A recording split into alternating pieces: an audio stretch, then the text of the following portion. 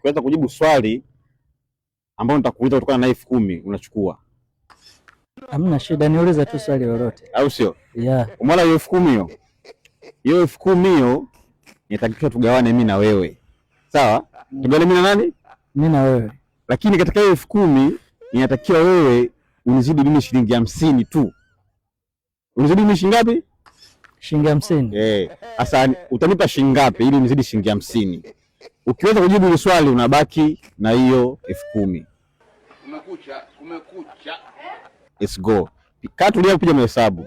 Jamani, pia kuna mchongo unaitwa Case Game. Link hapo kwenye mabayo. Ukiingia hapo unajisajili. Kujisajili ni rahisi kabisa. Kujisajili unapata zawadi ya hii hapa hii. Unapata zawadi hiyo. Baada ya kupata zawadi hiyo unacheza michezo mingi na unajishindia pesa.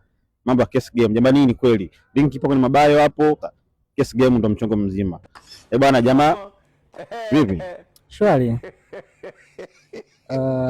Inatakiwa nikuzidi shilingi ngapi? 50. Nikuzidi 50. Kwa hiyo ukipata swali unabaki na 10,000. Watu waona. Jamani 10,000 hapa hii. Hapo inabidi nikupe shilingi 4,000. Shuka la Masai hilo.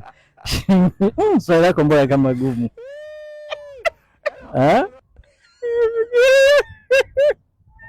Nitakupa 4,950.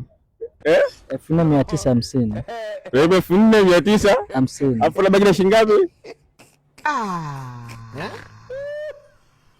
Ukajogwe.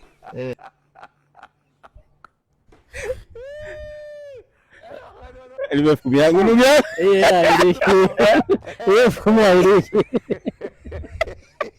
Yaani hii ni Case Game. Jamani, hii ni kitu fantastic. Kwa hiyo unawaje 10,000? Badilisha swali basi. Kamaliza chuo kikuu mwaka jana.